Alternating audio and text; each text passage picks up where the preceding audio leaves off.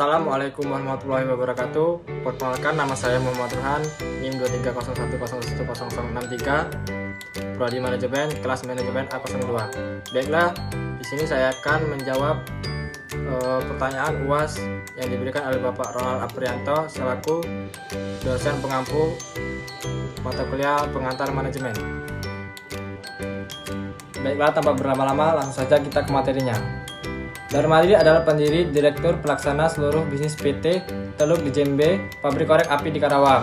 Suatu saat, perusahaan tersebut diakuisisi oleh sebuah perusahaan raksasa dan direorganisasi dengan Darmadi diangkat sebagai direktur baru yang bertugas mengatur perusahaan tersebut. Hal ini dilakukannya dengan berat hati, karena selama ini ia menjalankan usahanya secara informal. Setelah setahun menyelesaikan sendiri banyak permasalahan lintas departemen dan bekerja 12 hingga 14 jam sehari, Darmadi menyadari bahwa penjualan menurun, keuntungan menyusut, dan banyak karyawan yang keluar dari perusahaan. Persoalannya, bagaimana menata kembali PT Teluk Jembe menjadi perusahaan yang lebih profesional dengan meningkatkan penjualan dan keuntungan. Baiklah, untuk soal pertama, seandainya saudara adalah seorang konsultan untuk menaikkan lagi tingkat penjualan dan laba, koordinasi apa dan bagaimana yang seharusnya dia lakukan? Mengapa koordinasi penting untuk dilaksanakan? Dan soal kedua, untuk meningkatkan produktivitas dan laba penjualan, apakah perusahaan perlu melakukan motivasi? Tujuan apa yang diharapkan perusahaan dalam memberikan motivasi? Dan alat-alat motivasi dan jenis motivasi apa yang sebaiknya diberikan? Dan kendala-kendala apa yang dihadapi dalam memberikan motivasi tersebut. Dan soal ketiga, soal yang terakhir, menurut pendapat saudara, gaya kepemimpinan apa yang cocok untuk perusahaan tersebut? Persyaratan-persyaratan apa saja yang diperlukan oleh seorang pemimpin yang baik sehingga perusahaan tersebut dapat mencapai tujuan yang diinginkan? Baiklah, di sini saya akan menjawab jawaban nomor 1.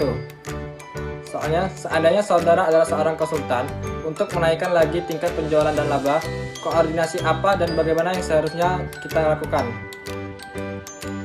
Baik, jika saya seorang konsultan, koordinasi yang harus saya lakukan adalah dapat berupa menyelenggarakan promosi khusus, membeli bahan baku yang murah tetapi kualitasnya setara, menciptakan kampanye iklan yang lebih efektif dan bersifat membujuk, menyelenggarakan seminar-seminar dan acara jumpa konsumen, dan memulai pasaran melalui internet atau media sosial. Baiklah, untuk nomor 1 yang selanjutnya, mengapa koordinasi penting untuk dilaksanakan? Karena tanpa koordinasi perusahaan tidak akan berjalan dengan baik. Karena koordinasi di dalam satu perusahaan satu hal yang sangat penting untuk dikembangkan dalam mencapai suatu tujuan yang telah ditetapkan. Tanpa adanya koordinasi, maka departemen-departemen akan kehilangan tugas mereka dalam koordinasi. Selain itu, koordinasi berperan sangat penting dalam kegiatan organisasi, meliputi mencegah terjadinya kekacauan, percekcokan, dan kekembaran atau kekosongan pekerjaan, dan agar pekerja dan pekerjanya diselaraskan serta diarahkan untuk. Baiklah, kita lanjut ke pertanyaan nomor 2. Untuk meningkatkan produktivitas dan laba penjualan, apakah perusahaan perlu melakukan motivasi? Di sini jawabannya sangat perlu, karena motivasi sangat berguna bagi karyawan yang sebagai pendorong atau penggerak dalam melaksanakan suatu perintah atau kewajiban sehingga tercapai suatu tujuan, dan guna meningkatkan semangat lagi para karyawan yang sedang ada masalah atau yang sedang down. Masih ke pertanyaan soal yang kedua, tujuan apa yang diharapkan perusahaan dalam memberikan motivasi? Tujuannya adalah sebagai pendorong semangat kerja karyawan supaya dapat bekerja secara optimal, mempertahankan loyalitas dan kestabilan karyawan perusahaan, dan meningkatkan hasil produk yang dikerjakan karyawan sehingga target-target perusahaan dapat tercapai dengan sukses. Baiklah, lanjut pertanyaan ke yang ketiga, nomor 3. Menurut pendapat saudara, gaya kepemimpinan apa yang cocok untuk perusahaan tersebut? Menurut saya, gaya kepemimpinan yang cocok untuk perusahaan tersebut adalah: yang pertama, seorang pemimpin harus berpegang teguh pada hukum-hukum Allah. Yang kedua, dapat memutuskan perkara yang adil. Yang ketiga, memiliki visi misi yang cemerlang. Yang keempat, bekerja keras, pintar dan bertanggung jawab. Yang kelima, memiliki pribadi yang unggul. Yang keenam, seorang pemimpin harus demokratis atau keputusan-keputusan yang telah dibuat.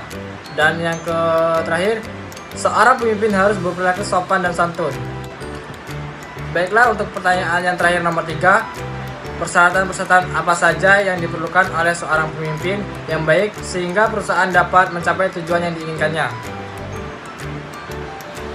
Jawabannya, seorang pemimpin harus memiliki keberanian.